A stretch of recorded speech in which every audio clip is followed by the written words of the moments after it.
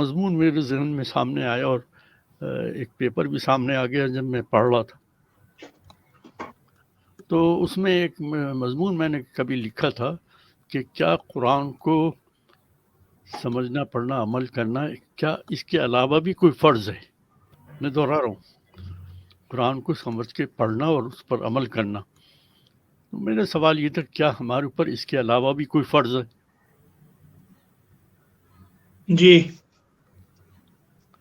تو مجھے جواب ملا جو اتفاق میرے پاس.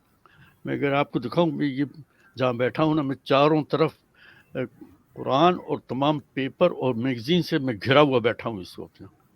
صرف میں نے اپنی جگہ بنائی ہے کہ میں 2 پیپر یہاں رکھ لوں تاکہ آپ سے بات ہو، باقی جگہ نہیں ہے.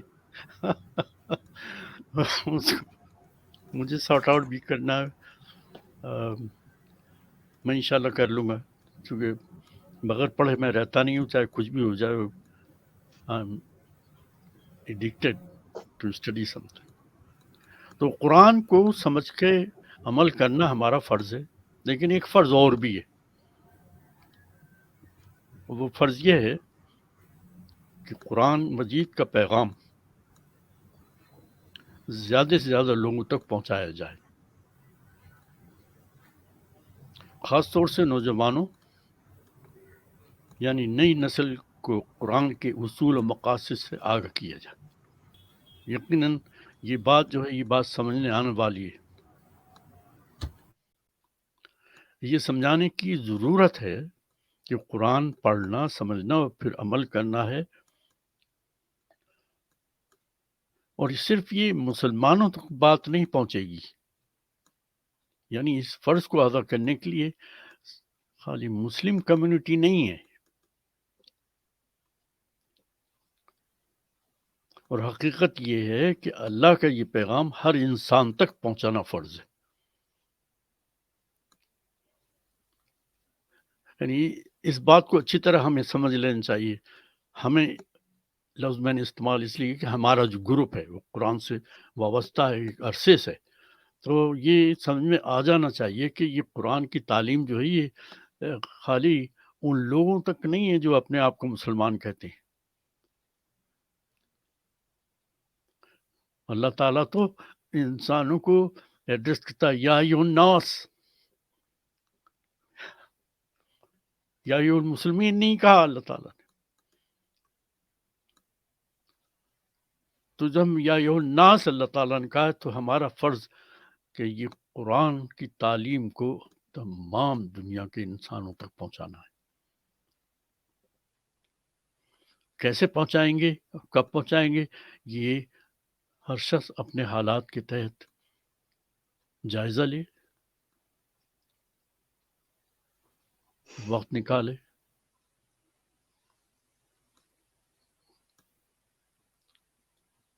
مال کی ضرورت ہے تو مال اکٹھا کرے، مال اپنی جیب سے نکالے، اپنی آمدنی میں سے. لیکن وہ خود پہلے سمجھ لے کہ وہ کہنے کیا جا رہا ہے. یعنی وہ جو جملہ شروع میں کہ قرآن کو سمجھنا اور اس پہ عمل کرنا، تو پہلے خود سمجھ لے کہ وہ کیا کہنے جا رہا ہے لوگوں سے. اگر اس کی خود سمجھ میں نہیں آیا ہے اور بس ایسی ہی تعلیم دے کہ قرآن پڑھا کرو، تو پھر بات میں اثر نہیں ہوگا. اچھا، یہ بات جو ہے ہمیں کیسے پتہ چلی کہ ہمارے اوپر یہ فرض بھی ہے کہ قرآن کی تعلیم کو لوگوں تک پہنچانا ہے؟ کہیں پڑھا ہے آپ لوگوں نے؟ بہت اچھی بات ہے. میں ایک آیت پڑھتا ہوں. مونگی بھائی کی آواز نہیں آئی. جی، قرآن کی ایک آیت ہے جس میں اللہ تعالیٰ کہہ رہا ہے تم میں سے کچھ لوگ ایسے ہوں گے جو دین کو پھیلائیں گے. مجھے یاد نہیں کون سی آیت ہے، میں نے پڑھی ہے. لیکن میں نے جو آیت نکالی اس کے اندر یہ ہے کہ کچھ لوگ نہیں، بلکہ اس کا ہر وہ شخص جو قرآن کو سمجھ کے پڑھ کے عمل کر رہا ہے اس کے اوپر فرض کر دیا کہ وہ قرآن کو دوسروں تک پہنچائے. ایک آیت کا مطالعہ کرتے ہیں قرآن اگر ساتھ قرآن کھول لیں اور اس کو نوٹ کر لیں کاغذ کے اوپر، اگر قرآن نہیں ہے تو ہم سورہ مائدہ کی جس کا نمبر 5 ہے، آیت نمبر 67 کا مطالعہ کرتے ہیں۔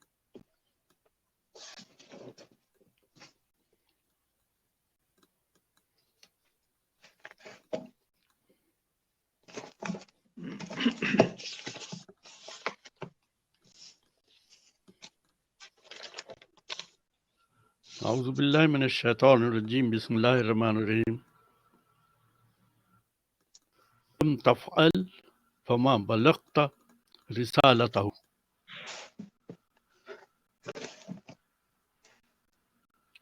واللہ یعصمک من الناس ان اللہ لا یہدی القوم الکافرین۔ علامہ امین حسن اصلاحی کرتے ہیں، اس کو میں پڑھ کے سناتا ہوں۔ فرماتے ہیں اے رسول، تمہاری طرف جو چیز تمہارے رب کی جانب سے اتاری گئی ہے اس کو اچھی طرح پہنچا دو۔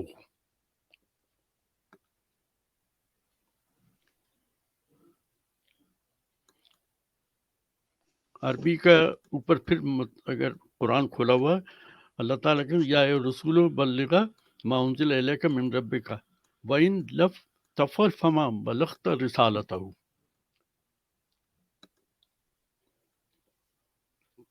تو جو تمہارے رب کی جانب سے اتاری گئی اس کو اچھی طرح پہنچا دو۔ لفظ اچھی طرح بھی ترجمے میں استعمال کیا گیا ہے۔ اور اگر تم نے ایسا نہ کیا، تم نے اس کے پیغام کو اگر نہیں پہنچایا،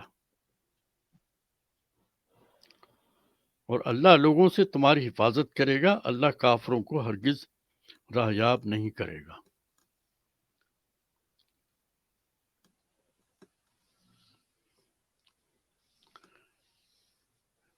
اب ہم اس آیت کا ترجمہ پڑھ چکے ہیں، اب غور کرتے ہیں کہ اللہ تعالیٰ اس آیت میں کہنا کیا چاہ رہے ہیں۔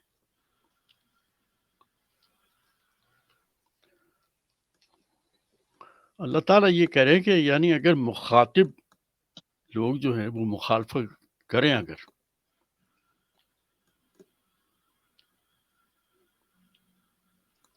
اور اگر تم نے پیغام میں کوئی کمی کر دی، کمی کیسے انسان کرتا ہے؟ دو وجہ سے، یا تو وہ لالچ ہو تو پیغام میں کمی کر دے گا، میرے لالچ پورا ہو، یا خوف ہو۔ دو وجہ سے پیغام پورا نہیں پہنچایا جاتا، لالچ اور خوف۔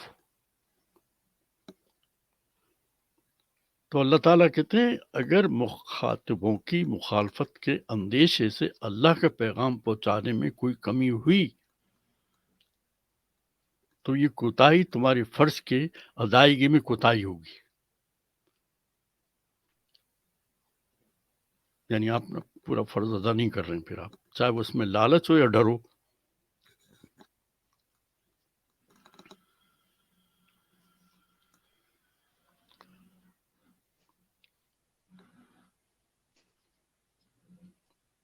اللہ تعالیٰ فرماتے ہیں کہ اہل کتاب اور دوسروں کی مخالفت کی پرواہ نہ کرو، ان کی مخالفت اور شر سے اللہ تعالیٰ تمہیں محفوظ رکھے گا۔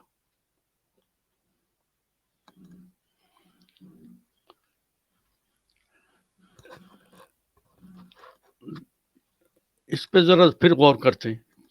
اللہ تعالیٰ کہتے ہیں یہ تمہارے پر فرض ہے۔ اچھا، اب یہ بات چونکہ محمد رسول اللہ صلی اللہ علیہ وسلم کو مخاطب کر کہی جا رہی ہے، تو یہ خالی یہ فرض جو ہے یہ محمد رسول اللہ صلی اللہ علیہ وسلم کا نہیں ہے،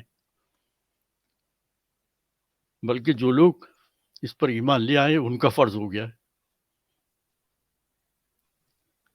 اور خاص طور سے کہ اب ہمیں یہ بھی معلوم ہے کہ محمد رسول اللہ صلی اللہ علیہ وسلم کے بعد کوئی پیغمبر نہیں آئے گا، تو یہ جو ذمہ داری یہ ان لوگوں پہ آ گئی جو اس پیغام کو اپنی زندگی کا حصہ بنا لیتے ہیں، ان پہ یہ فرض کر دیا گیا۔ اور یہ کہا جا رہا ہے کہ اس میں کوئی کمی نہیں کرنی تمہیں، یعنی تمہیں لالچ نہیں ہونا چاہیے، کہ میری کوئی ضرورت پوری ہو جائے گی، بات کو آدھا دے دینا ورنہ برا مان جائیں گے، اور نہ تمہیں ڈر و خوف ہونا چاہیے۔ ان دونوں چیزوں سے بالکل اپنے آپ کو محفوظ کر لیں کہ کبھی نہ لالچ کی وجہ سے پیغام پورا نہیں پہنچائیں گے اور نہ ڈر و خوف کی وجہ سے۔ مطلب ڈر و خوف اور لالچ ہم تھوڑے سے 2-3 جملے استعمال کر لیتے ہیں۔ ہمارا اپنا ذاتی تجربہ ہے سب کا کہ جب محفل ہوتی ہے، لوگوں سے ملاقاتیں ہوتی ہیں، کہیں میٹنگ ہوتی ہے، تو وہاں ہم اگر قرآن کی سچی بات کو کہیں تو ہمیں بہت سے محسوس ہوتا ہے کہ وہ ہمارے رشتہ دار وہ ناراض ہو جائیں گا، وہ دوست ہمارا جو ہے وہ برا مان جائے گا، تو ہم اس کی دوستی کو نہیں چھوڑنا چاہتے، رشتے کو توڑنا نہیں چاہتے، تو ہم اس لالچ کی وجہ سے بات کو پورا نہیں پہنچاتے، آدھی پہنچا دیتے ہیں، آدھی رہنے دیتے ہیں۔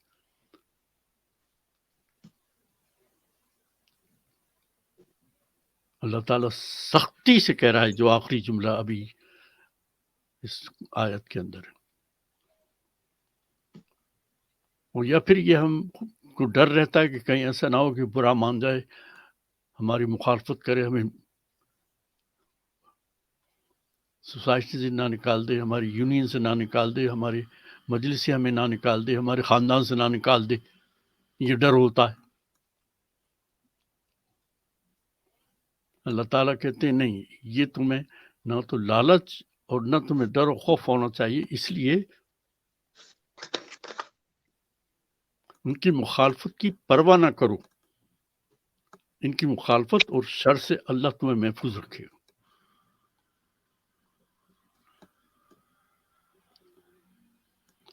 دیکھنا یہ کہ ہم کتنا ایمان رکھتے ہیں اپنی اس بات پر، ایمان کس درجے تک ہے۔ اگر ہمیں یہ ایمان ہے کہ اللہ نے ہمارے فرض قرآن کے تعلیم کو لوگوں تک پہنچانا فرض کر دیا ہے،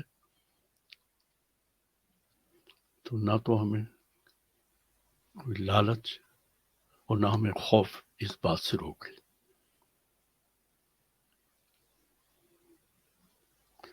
اللہ تعالیٰ گارنٹی دے رہے ہیں کہ ہم تمہاری حفاظت کریں گے۔ رب العالمین ضمانت دے رہے ہیں کہ تم ذرا میدان میں بغیر لالچ بغیر ڈر کے اس بات کو پہنچاؤ، حفاظت ہم کریں گے تمہاری۔ اگر یہ ایمان پکا ہو جائے کہ اللہ ہماری حفاظت کرے گا، تو آپ کسی محفل کے اندر، کسی بھی میٹنگ کے اندر، کسی بھی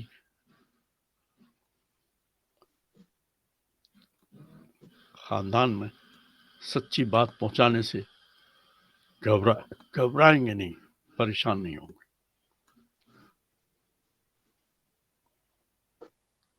ہمارے ہاں ہمارا سب کا ذاتی تجربہ ہے، ہمارے یہاں بڑا خیال رکھا جاتا ہے کہ بھائی وہ فلاں بزرگ ہے وہ برا نہ مان جائے، وہ نہیں، ہماری بیوی برا نہ مان جائے، ہمارے باپ برا نہ مان جائے، اس بات کو ادھورا رہنے دیتے ہیں، ان کی باتوں کو ہاں ہاں ٹھیک ہے، آپ بھی ٹھیک ہے اور ہم بھی ٹھیک ہے۔ ہمیں یہ تعلیم بھی دی جاتی ہے کہ لوگوں سے جب سنو تو ان سے کو دیکھیں یہ آپ کا نقطہ نظر ہے، بڑی اچھی بات ہے، لیکن ہمارا نقطہ نظر یہ اس طرح سے آپ بات پہنچا دو۔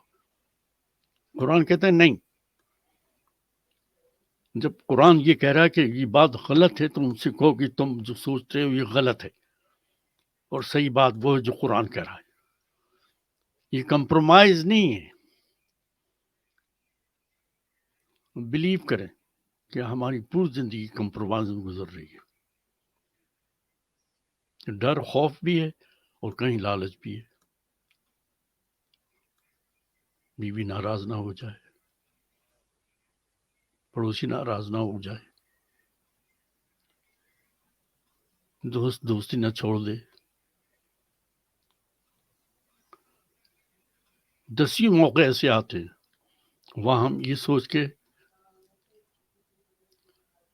کمپرومائز کر لیتے ہیں کہ دوستی بھی نہ چھوٹے، رشتہ بھی نہ چھوٹے، اور یا پھر خوف کی وجہ سے کہ یار ایسا نہ ہو کہ ہمیں ڈانٹ دے یا جان سے مار دے۔ قرآن کہتا ہے نہیں، اللہ کہتا ہے تم ڈر کیوں رہے ہو؟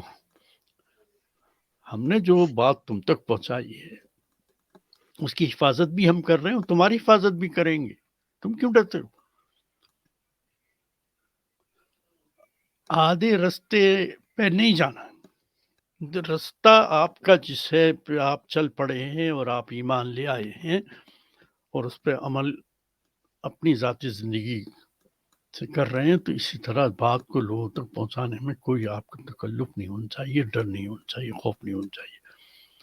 صاف صاف کہہ دیں کہ یہ بات غلط ہے، وہ مانے نہ مانے وہ بات نکل ادھر ہے، لیکن تمہاری حفاظت ہم کریں گے۔ وہ اگر حملہ کرے گا ہم تمہاری حفاظت کریں گے، وہ تمہارا رشتہ توڑے گا ہم تمہاری حفاظت کریں، وہ تمہارا کاروبار بند کر دے گا ہم تمہاری حفاظت کریں۔ یہ ایمان جب تک نہیں ہوگا ہم قرآن کی بات لوگوں تک صحیح نہیں پہنچا سکتے۔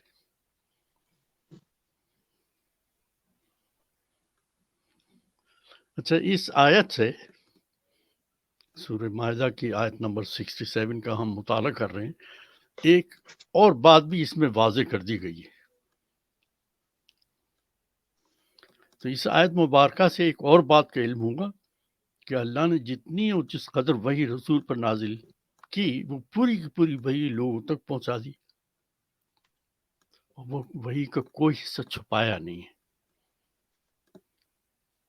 اسے نوٹ کریں خاص طور سے۔ اس آیت سے ہمیں یہ بھی علم ہوا کہ اللہ نے جتنی اور جس قدر وحی رسول پر نازل کی تھی وہ پوری کی پوری وحی لوگوں تک پہنچا دی، اور وحی کا کوئی حصہ چھپایا نہیں ہے، اور وہ پوری کی پوری وحی جو ہے وہ اس میں محفوظ ہے۔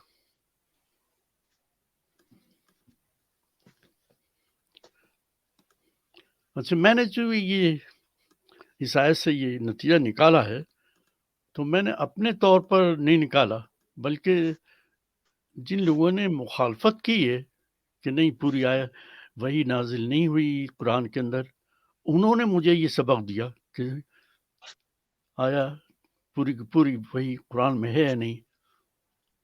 اب میں بتاتا ہوں وہ کیا کہتے ہیں۔ مخالفین نے یہ دعویٰ کیا ہوا ہے کہ وہی دو طرح کی آتی تھی۔ سنا ہوگا شاید۔ مخالفین کہتے ہیں، اور یہ باقاعدہ ڈاکومنٹڈ ہے، وہ کہتے یہ ہیں کہ نہیں وہی جو ہے پورے قرآن کے اندر پوری نہیں ہے، اس سے باہر بھی ہے وہی۔ یہ لفظ تو سنا ہی ہوگا آپ نے کہ قرآن سے باہر بھی وہی ہے۔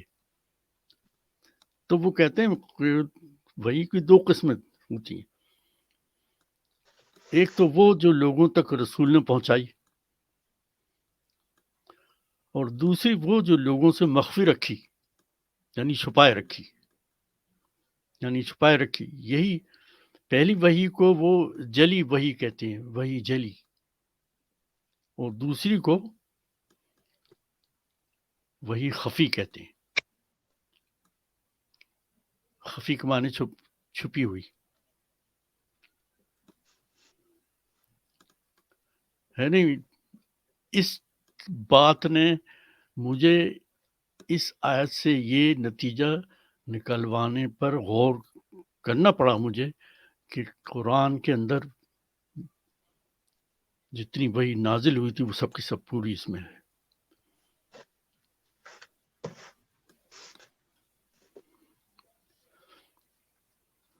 ایک آیت کا مطالعہ کر لیتے ہیں، وہ ہے سورہ الحقاف 46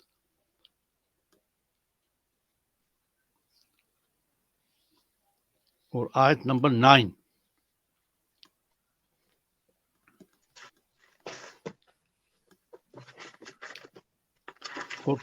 کا آیت نمبر 9۔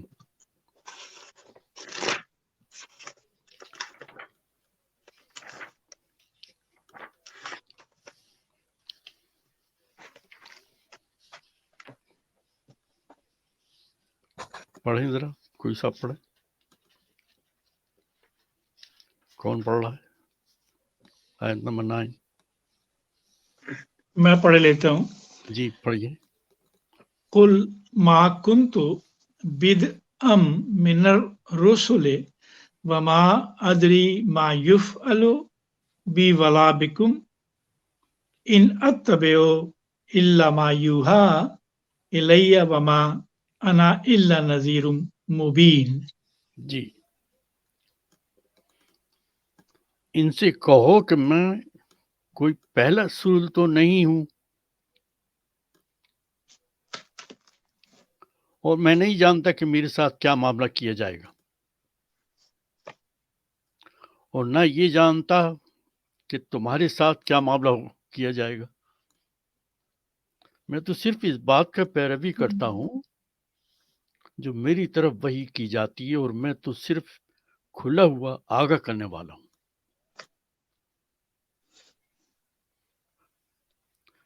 اس آیت سے بہت واضح ہو گیا کہ رسول اللہ صلی اللہ علیہ وسلم باقاعدہ اپنا بیان یہ دے رہے ہیں کہ جو وحی مجھ پر آتی ہے وہ پوری پوری میں نے تم تک پہنچا دی ہے، اس میں کوئی کمی نہیں کی، کوئی زیادتی نہیں کی.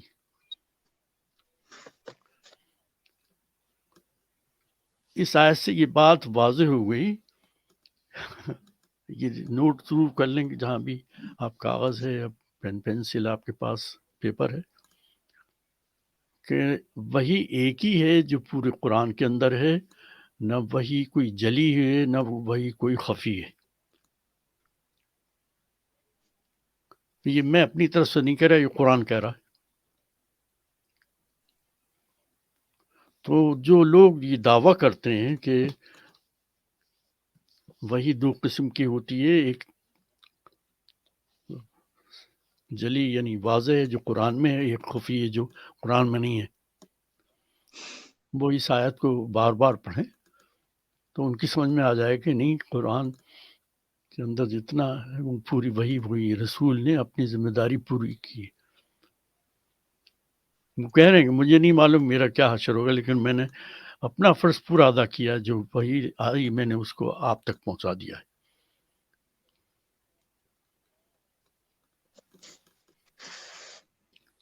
ٹھیک ہے، یہ دو آیتوں کا ہم نے مطالعہ کر لیا. امید ہے کہ یہ بات سمجھ میں آ گئی ہوگی. اس میں کوئی سوال ہے تو کر لیں، اور میں جلدی سے پھر ایک نتیجہ اور نکال کے آپ کو سمجھاتا ہوں. اچھا ہاں، ایک آبزرویشن میں ظاہر کرنے والا تھا کہ جو آپ نے پہلے ریفرنس دیا تھا نا، چیپٹر 5 ورس 67. 67 ہاں جی، اس کا جو آخری حصہ تھا جی جی 56-7 کا، اس میں یہ ہے کہ ان اللہ لا یہدی القوم الکافرین. تو اللہ تعالیٰ کہہ رہے ہیں آخر میں کہ اللہ تعالیٰ جو کافر ہیں ان کو گائیڈ نہیں کرتے. تو آخر میں اللہ تعالیٰ نے اس آیت میں یہ کہا ہے، تو اس سے یہ بھی معلوم ہوتا ہے کہ جو لوگ اللہ کے میسیجز کو جو انہوں نے جن کی رسالت کی ہے، اگر ہم ان کا بلاغ نہ کریں اور ان کو چھپائیں تو وہ پھر کفر میں آ جاتا ہے، ٹھیک. کیونکہ آپ اللہ تعالیٰ کی بات کو چھپا رہے ہیں آپ، اور پھر بالکل اگر آپ چھپا رہے ہیں تو اللہ تعالیٰ آپ کو گائیڈ نہیں کریں گے، آپ کو ہدایت نہیں ملے گی، آپ کی حفاظت بھی نہیں کرے گا، حفاظت بھی نہیں کریں گے. ہاں، اور یہ گائیڈ. کفر میں آ جاتا ہے کہ اللہ تعالیٰ نے آپ کو میسج دیا ہے اور آپ اس کی بلاغ نہیں کر رہے ہیں، لوگوں کو بتا نہیں رہے ہیں. صحیح کہہ رہے ہیں، بالکل تو درست. یہ بہت کافی، اور ہم جو یہ کفر کا جو ٹرم ہے، یہ اوبویسلی بہت سیریس ٹرم ہے. تو اس کی سیریسنس بھی ظاہر ہوتی ہے اس آیت سے، کہ اگر ہم چھپائیں قرآن کی بات کو تو اس بالکل کا کیا صحیح، مطلب ہے. بہت جی درست. جی اس سے اندازہ یہ ہوا، بلکہ اس سے اور واضح الفاظ میں، کہ کافر وہ نہیں ہے جو اسلام قبول نہیں کرتا اور قرآن کو نہیں مانتا. یعنی کفر کے معنی انکار کرنے کے ہیں، اپنے فرائض کو ادا نہ کرنے والا بھی کافر ہے. اللہ نے یہ فرض کر دیا کہ اس قرآن کو لوگوں تک پہنچانا ہے. اگر آپ نہیں کر رہے ہیں تو آپ در حقیقت انکار کر رہے ہیں، اور اس کو قرآن کے الفاظ میں کافر کہتے ہیں. اور اللہ کہتا ہے وہ کافروں کو بخشے گا نہیں. پھر دوسرے الفاظ میں ہم نماز بھی پڑھتے ہیں، روزے بھی رکھیں، حج بھی کر کے آئیں، عمرے بھی کر کے آئیں، رات کو تسبیح بھی پڑھتے ہیں اور جناب روزے بھی رکھتے ہیں، اور ہم سمجھتے ہیں ہم جنتی ہیں. اللہ کہتا ہے تم جنتی ونتی کچھ نہیں، تم تو کافر ہو، اس لیے کہ تم نے اللہ کے پیغام کو لوگوں تک پہنچانے کے لیے کوئی ذرا سی بھی ایفرٹس نہیں کیے ہیں تم نے. اور تمہیں اگر ڈر و خوف ہے تو ہم تمہیں گارنٹی دے رہے ہیں کہ ہم تمہاری حفاظت کریں گے. یہ بہت اچھی بات ہے، بہت صحیح ہے. آخری حصے پہ گفتگو تھوڑی سی ہو گئی ہے، بہت اچھی بات ہوئی. یعنی کافر وہ نہیں ہے جو اس کا قرآن کا اسلام کا انکار کرتا ہے، یا وہ بتوں کو پوچھتا ہے، یا وہ تین خداؤں کو پوچھتا ہے. کافر تو وہ ہے جو اللہ تعالیٰ نے جو فرائض ادا کیے کرنے کے لیے کہیے، وہ فرائض اگر ہم ادا نہیں کرتے ہیں تو ہم انکار کر رہے ہیں. چاہے ہم کتنی نمازیں پڑھ رہے ہوں، کتنے قرآن ہم روزانہ ختم کر رہے ہوں، چاہے ہم رات کو تسبیح پڑھتے ہیں اور تہجد بھی پڑھتے ہیں، اللہ تعالیٰ کا صاف ستھرا جملہ ہے کہ تم پھر کافر ہو. بہت سمجھنے والی بات ہے یہ.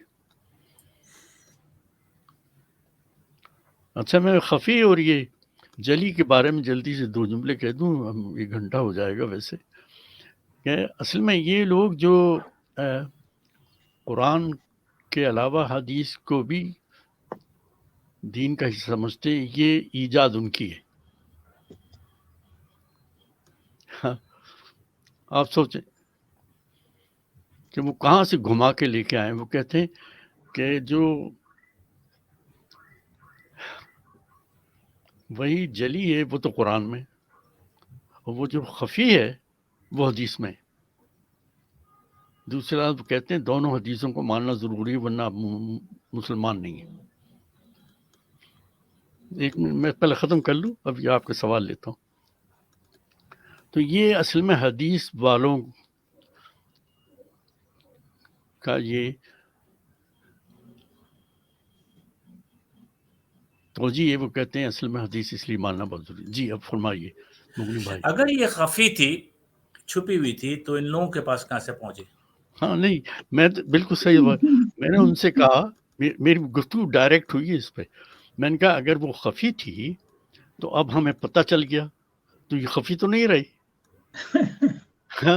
یہ خفی کا لفظ جو ہے وہ تو جب ہوتا ہے جب کسی کو بھی نہیں پتہ چلتا. اگر حدیث جو ہے وہ اگر وہی خفی کا نتیجہ ہے تو یہ تو ہمیں پتہ چل گیا، تمہیں پتہ چل گیا، تو خفی تو نہیں رہی. اس کو خفی کیوں کیا کہتے ہیں؟ اور اگر یہ خفی کہہ رہے ہیں تو یہ کیا اس کا مطلب یہ بھی ہو سکتا ہے کہ کچھ آیتیں ایسی تھی جو صلی اللہ علیہ وسلم نے عام میں نہیں بتائیں، ان کو چھپا کے رکھا. کچھ آیتیں، قرآن کی آیتیں جی ایسی تھیں جو اللہ تعالیٰ نے ان کو بھیجی اور انہوں نے کسی کو بتائی نہیں، تو اس کا مطلب انہوں نے اپنا فرض پورا نہیں کیا. بالکل بالکل. اور یہ ہو نہیں سکتا ہے. یہ نا آپ کتنی جگہوں پر جائیں گے جو صلی اللہ علیہ وسلم نے کے اوپر جو ہمیں بتا رہے ہیں انہوں نے توڑ دیا. 9 بیویاں کر لیں یا 11 بیویاں کر لیں، تو قرآن میں تو کرائٹیریا دینے کے بعد بتایا گیا ہے کہ 4 بیویاں کرو اس وقت کے یوں یہ چیزیں ہونی چاہیے، تمام چیزیں اس کی کرنے بہت کے سی بعد. شرائط ٹھیک ہے. جی. اور آپ تو there was a special law for حضرت صلی اللہ علیہ وسلم کہ وہی he can have 9 or 11 whatever. اور in many instances صلی اللہ علیہ وسلم نے ایسی باتیں کی جو ہمیں منع کی گئی ہیں بقول ان روایتوں کے. تو یہ خفی تو ٹھیک ہے. اچھا ایک بات اور نوٹ کر لیں، اگر قلم و پیپر ہے اور منیب ریکارڈ کر رہے ہیں اسے ضرور ریکارڈ کر لیں. اگر اللہ تعالیٰ کی ذات اور صفات کے برابر کسی کو لے آنا شرک ہے، اللہ کی ذات اور صفات میں کسی کو شریک کریں تو شرک ہوتا ہے نا. جی. تو پھر اللہ کے کلام یعنی قرآن کے مقابل کوئی کلام لے آنا بھی تو بھی شرک ہے.